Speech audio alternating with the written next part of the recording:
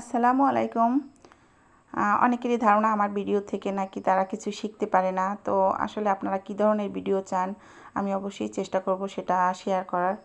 তো আজকে আমি 125 নম্বর গোলাপ নজেল দিয়ে আমি একটা ফুল তৈরি করে দেখাবো। আর এই ফুলটা খুবই সহজ তৈরি করা। আপনারা নিচের যে মোটা অংশটা ওটা নিচের দিকে রাখবেন, আর চিকন অংশটা ওটা উপরের দিকে রাখবেন। রেখে এরকম আগে থেকে একটু গোল দাগ দিয়ে নেবেন যাতে ফুলগুলো আপনাদের সমান হয়। তারপরে এরকম ছোট ছোট করে পাপড়ি দিয়ে দিবেন, তাহলেই কিন্তু ফুলগুলো হয়ে যাবে। আপনারা চাইলে এরকম এখানে ডাবল পাপড়িও দিতে পারেন, আবার একটা একটা করে পাপড়িও দিতে পারেন। তো এখানে আমি ডাবল পাপড়ি দিয়ে দিচ্ছি, আবার ওই পাপড়ির মাছ থেকে এক একটা করে পাপড়ি দিয়ে দিচ্ছি। এভাবে কিন্তু ফুলগুলো তৈরি করছি। আর এতে কিন্তু ফুলগুলো দেখতে অনেক সুন্দর লাগে।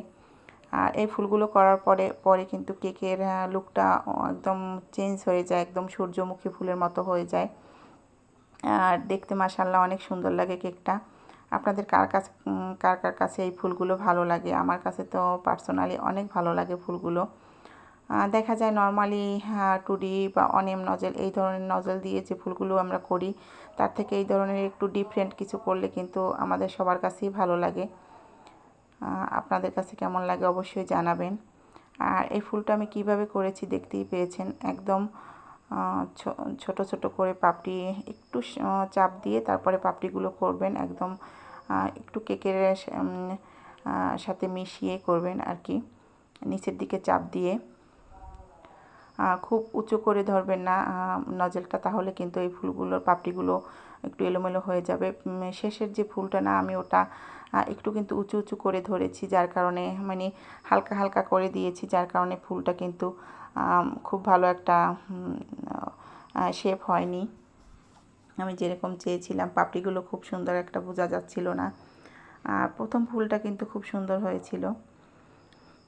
তারপরে আমি এখানে পাশ থেকে একটা ছোট স্টার নজেল দিয়ে আমি বেনি বেনি করে একটা ডিজাইন করে দিব, একদম সাদা কালারের ক্রিম দিয়ে। এই যে এরকম একটা একটা করে পাপড়ি দিয়ে তারপরে তার মাছ থেকে আর একটা করে এরকম দিয়ে তারপরে কিন্তু এই বেনি বেনি ডিজাইনটা হয়ে যায়। এটা করা কিন্তু খুবই সহজ আসলে। যে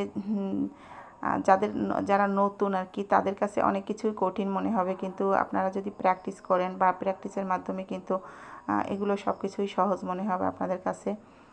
একটা সময় ছিল আমার কাছে অনেক কিছুই কঠিন লাগতো বা আমি পারতাম না। তো আস্তে আস্তে আমার কাছেও কিন্তু অনেক কিছু ইজি হয়ে গেছে, যেগুলো আমি এখন পারি। তো আমি চাচ্ছিলাম এই পাশ থেকে কিছুই দিব না, তো আমার কাছে মনে হচ্ছিল একটু ফাঁকা ফাঁকা বেশি লাগছিল, যার কারণে আমি হোয়াইট কালার ক্রিম দিয়ে একটু জায়গাগুলো বরাট করে দিলাম। তারপরে পাতা দিয়ে দিব এখানে। তারপরে আমি চকলেট কালার ক্রিম দিয়ে ভিতর থেকে ডিজাইনটা করে দিচ্ছি, যাতে একদম মনে হয় যে সূর্যমুখী ফুলের মতো। তো এই যে, আর এই ফুলটার ঠিক নামটা কি আমার ওইভাবে মনে নেই। তো কেকটার ফাইনাল লুক কিন্তু এই যে। কেমন লাগছে আজকের ভিডিওটা? আল্লাহ হাফেজ।